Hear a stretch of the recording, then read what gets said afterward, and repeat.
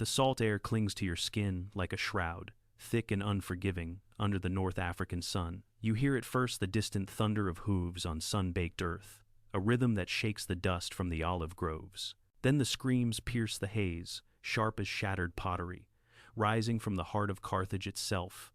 Women in fine linen, their hair unbound in grief, clutch at doorframes as shadows swarm the marble halls. The air turns sour with sweat and fear, the metallic tang of blood already whispering promises of what's to come. These are no warriors charging into the fray. These are the daughters of conquerors, now prey in their own palaces. And, in the distance, atop a hill overlooking the chaos, a general watches his armor gleaming like false salvation. But he does not ride down to stop it. He lets the machine turn. What follows is a reckoning with the underbelly of empire, where victory's laurels hide thorns that draw blood for generations. This tale draws from the dust-choked scrolls of those who saw it unfold, revealing not just the fall of a kingdom, but the erasure of lives caught in its gears. If the weight of sexual violence and its echoes proves too heavy, pause here. I respect that choice. For those who stay, we uncover the machinery not to revel in ruin, but to understand how power devours what it claims to save. Imagine a world cracked like parched earth, where the Roman eagle, once sundered, claws its way back from the east. It is the 6th century, and the Byzantine Empire under Justinian stirs like a beast long asleep. Constantinople hums with scribes and schemers, its forums alive with dreams of reconquest. The West, that glittering corpse of old Rome, lies carved among barbarians. Ostrogoths in Italy, Franks beyond the Alps, and farthest south, the Vandals, fair-haired wanderers turned kings of Africa's golden shore. They had sailed from storm-tossed Europe a century before, claiming Carthage as their throne in 439, building a realm of sun-bleached ports and fertile plains that fed half the Mediterranean. Wheat ships groaned under their bounty. Their horsemen, fierce as desert winds, patrolled borders from the Atlas Mountains to Sicily's jagged coast. This wasn't chaos. This was accounting. Justinian, a man of codes and cathedrals, saw the Vandals not as kin, but as thieves usurpers of Rome's birthright. Their crime? A faith deemed heresy, Arian whispers against the Trinitarian roar of the East. But deeper still lay the lure of grain. Africa's fields could starve or sustain an empire. In 530, a palace intrigue toppled the Vandal king Hilderic, Justinian's mild-mannered friend, installing the warrior Gelimer on Carthage's throne. It was pretext enough. By spring 533, fleets massed in the Bosphorus, carrying not just soldiers, but the weight of restoration. At their helm, Belisarius, the emperor's blade, a Thracian farm boy forged in border skirmishes into something sharper than steel. This wasn't conquest born of bloodlust. This was a machine grinding back to life, logistics of sails and siege engines, spies whispering from Sicilian taverns, alliances with Moorish tribes chafing under Vandal yokes. Belisarius, barely 30, had already tasted command's bitter edge. Born amid Illyria's rugged hills around 505, he knew the empire's fragility firsthand. As a youth in Justinian's bodyguard, he had stood watch in Constantinople's shadowed halls, where whispers of coups slithered like serpents.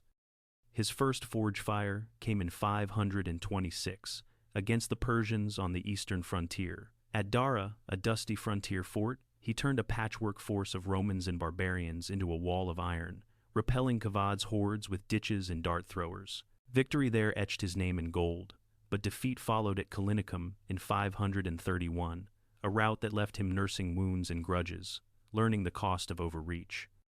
Then came the Nika riots of 532, Constantinople's streets aflame with 30,000 souls baying for Justinian's head. Belisarius, sword in hand, stormed the hippodrome's gates, his men cutting through the mob like a scythe through wheat. The air reeked of smoke and slaughter, bodies piled in crimson drifts. It saved an empire, but scarred a man. Whispers followed him. Was he butcher or savior? Justinian, ever the lawyer emperor, elevated him anyway, binding loyalty with gold and titles. Yet, in those bloodied stands, something hardened in Belisarius, a pragmatism that weighed lives like coins, spending them for the greater tally. He married Antonina soon after, a woman of theater's sharp edges and courtly webs, her influence a double-bladed gift. Together, they embodied the machine, ambition cloaked in duty. By late June 533, the fleet sliced through summer swells, 500 ships bearing 16,000 souls, Hunnic archers, Herulian foederati, armored cataphracts, and the corps of disciplined Bucellarii, Belisarius's personal guard, loyal as hounds. Procopius, a lawyer turned chronicler, sailed among them, his quill dipped in the salt of unease. He watched Belisarius pace the decks, maps unrolled under lantern glow, plotting not glory but precision. The Vandals, softened by 90 years of ease, numbered perhaps 80,000 in all warriors diluted by wine and wives. Gelimer, their new king, feasted in Carthage's palaces, blind to the sails ghosting along Sicily's coast. The turning point came not in thunder, but in silence. As the armada rounded Caput Vada in early September, no Vandal fleet rose to greet it. Gelimer, torn between kin and crown, dithered executing Hilderic to seal his throne, then scattering forces to chase Moorish shadows. Belisarius landed unopposed, his men fanning out like veins of mercury across the coastal plain. 9 days' march brought them to Ad Decimum, the 10th milestone from Carthage, a dusty crossroads where aqueducts arched like forgotten gods. Here, on September 13, the machine engaged. Gelimer's host, 5,000 horse under his brother Tizazzo, thundered from the west, a golden tide of lance and mail. But the Vandal king, racked by his sister's death that dawn, halted to mourn, tearing his robes, keening amid the rocks. It was the fracture, grief's hesitation against war's grind. Belisarius, sensing the gap, unleashed his vanguard John the Armenian's cataphracts, crashing into the Vandal flank like a breaker on shale. Arrows darkened the sky, swords sang in the dust.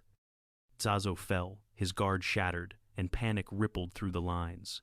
Gelimer fled west, leaving Carthage's gates yawning open. The city welcomed them with lamps and garlands, its forums echoing with Catholic cheers. Vandals long persecuted, now tasting reprisal's edge.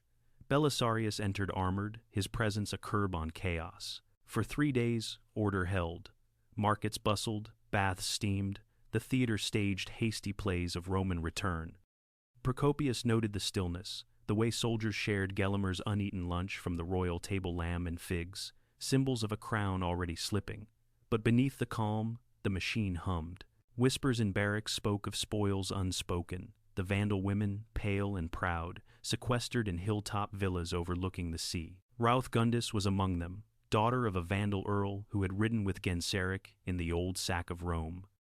At 22, she moved through Carthage's gardens like a willow in breeze, hair the color of ripened wheat, eyes sharp as the falcons her father trained. Her days before the fall were woven of silk and scripture, mornings in the Arian chapel, reciting psalms in her mother's Gothic tongue, afternoons riding the Bagrada's river's banks, where poplars whispered of a homeland lost to ice and exile. She dreamed of her betrothed, a young thane slain at Ad Decimum, his lance splintered in Roman mail. Marriage would have bound her to the court's intrigues, perhaps even Gelimer's kin.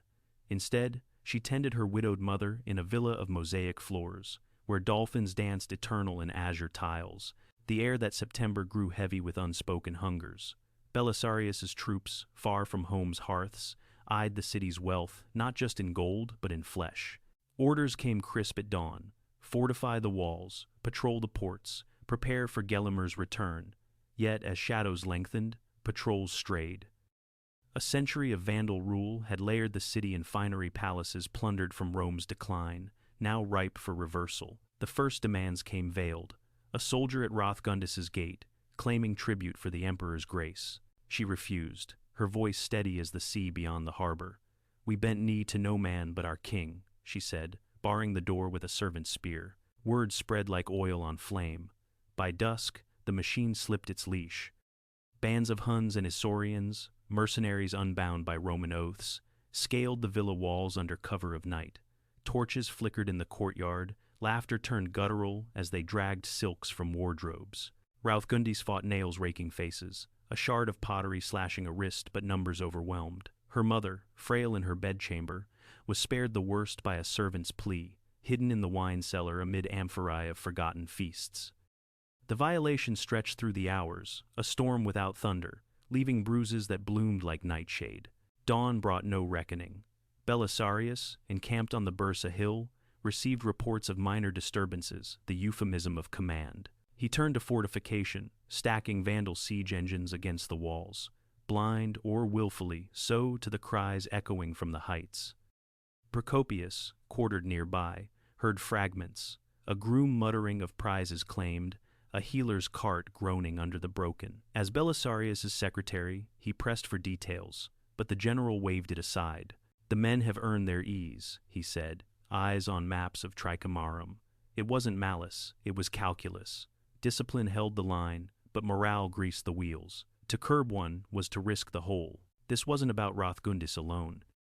It was the system's breath, exhaling after the strain of Ad Decimum. Across Carthage's 7 hills, the pattern repeated. Noble houses breached, daughters of earls and thanes claimed as concubines or worse.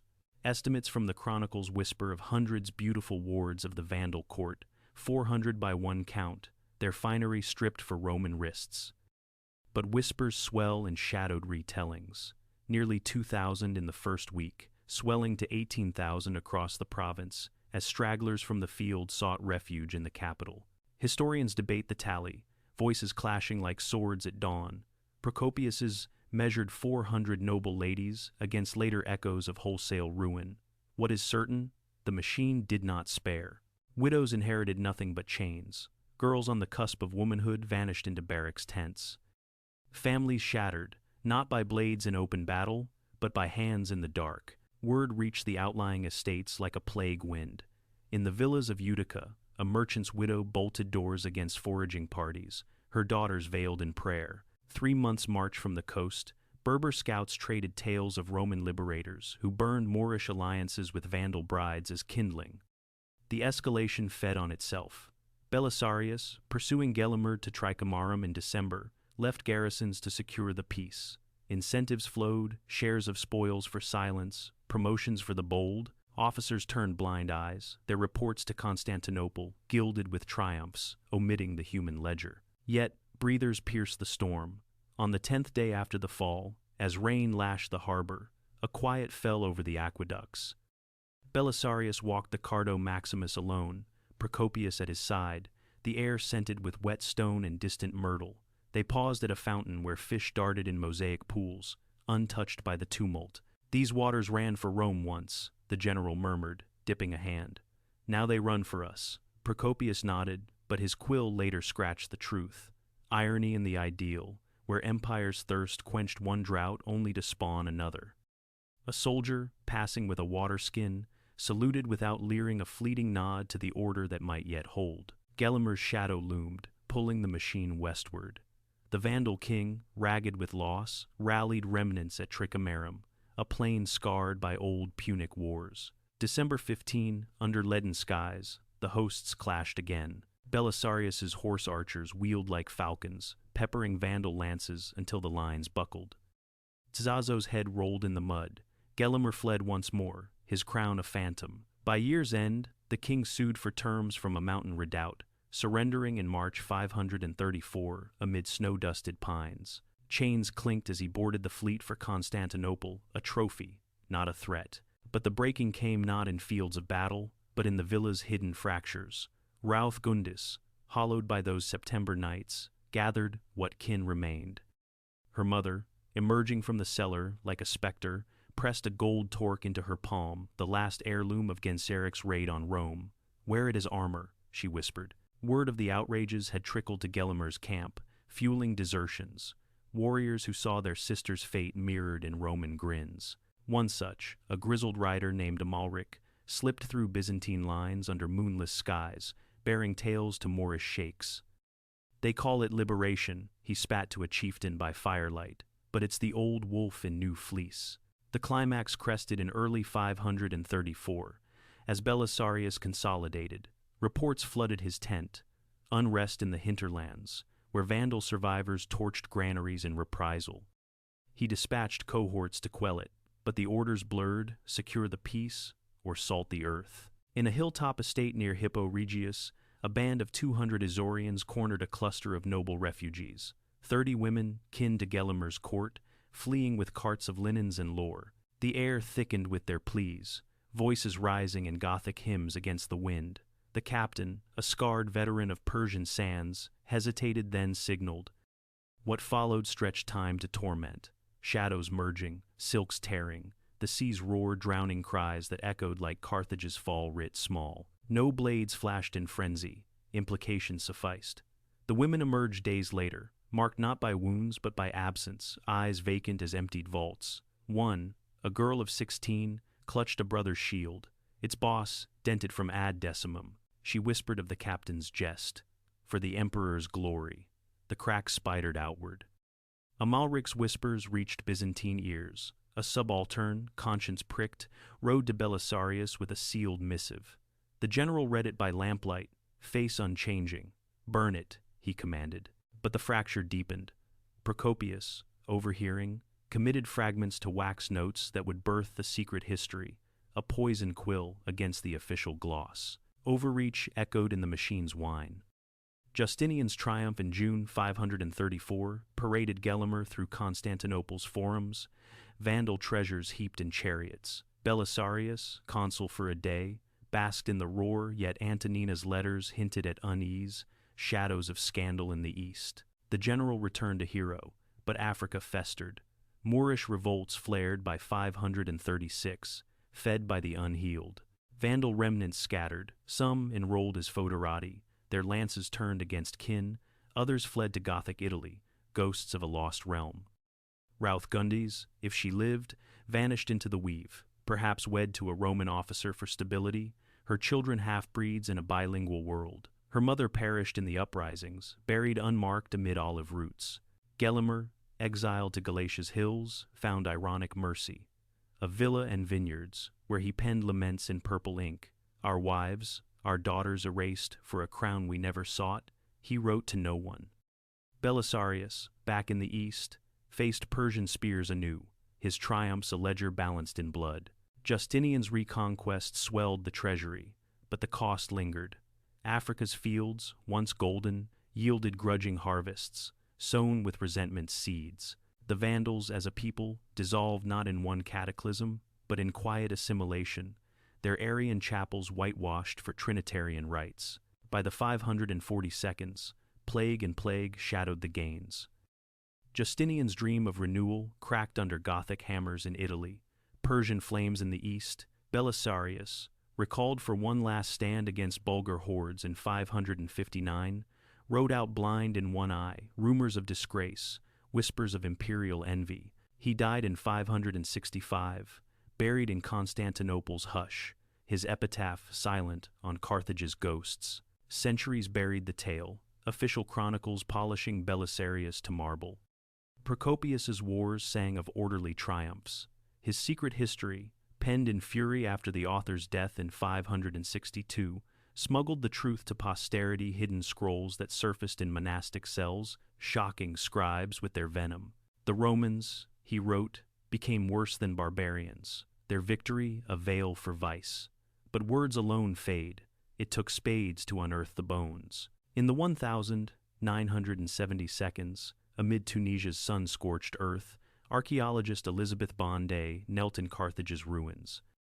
A joint Franco-Tunisian dig, funded by whispers of UNESCO gold, peeled back layers of Byzantine brick to reveal Vandal hearth shards of red slip ware, etched with Gothic runes, mingled with Roman amphorae. Bonde, a quiet American with soil under her nails, sifted a villa's floor. A child's toy horse, ivory and intact, beside a woman's gold earring, twisted as if wrenched free. Deeper still, in a mass grave near the amphitheater unmarked, hasty lay femurs snapped not by war's clean steel, but by binding ropes. Carbon dates pinned it to 533 to 534. Pollen clung to the bones, scented of September olives. Her find cracked the varnish. Published in 1982, Bonde's report Vandal Women and the Fall, evidence from Carthage's domestic sites, linked the grave to Procopius's shadows. No 18,000 headstones marked the toll. Instead, patterns emerged. Clustered burials in noble quarters, trauma marks on 80% of female remains. Modern scholars, like Andy Merrills in his 2010 tome The Vandals, sifted the data, not genocide but gendered erasure, a system's byproduct, where reconquest rewrote bloodlines. Conant, in 2018's Staying Roman, traced the DNA, Vandal fair hair, diluted into Berber curls, a quiet conquest persisting in Tunisia's markets today. Why does this echo? Look to any border redrawn in fire Bosnia's hills in 92, where ethnic cleansing masked as salvation claimed daughters amid the machine's march, or Ukraine's shadowed villages, 2022 onward, where invasion's logic devours the vulnerable, tallying triumphs while families fracture. It's not history's aberration, it's the blueprint. Power doesn't rage blindly, it calculates, spares the throne for the fields, and calls the toll collateral. Yet resistance flickers. Rauthgundis' torque, perhaps melted into a Byzantine brooch, carries her defiance in its curve. The grave Bonde uncovered, now a site of quiet pilgrimage, where Tunisian women lay flowers, reclaiming the silenced. We began with salt air and screams, the machine's first grind. Now, picture Carthage at dawn, 534. The sea laps clean, but the villas stand scarred, windows blind as witnesses. Rauthgundis, if she breathed still, steps to her balcony, torque heavy on her shoulder. The horizon swallows the last Vandal sails. She does not weep. Instead, she turns to her mother, alive against odds, and murmurs a Gothic prayer, words for the lost, seeds for the stubborn. They were meant to vanish. These daughters of the north swallowed by empire's maw, their names footnotes in triumph's scroll. But the earth held them fast. Bones in the clay, shards in the soil, truths inked against the grain. Procopius's quill, Bonde's spade, they refused erasure, and now, in this telling, they stand with you, because you chose to hear. If this shadow lingers, share one word below. What machine hums in our time, devouring the unseen? Your voice keeps the story alive. Then let it rest. History survives, not in clamor, but in the quiet choice to remember.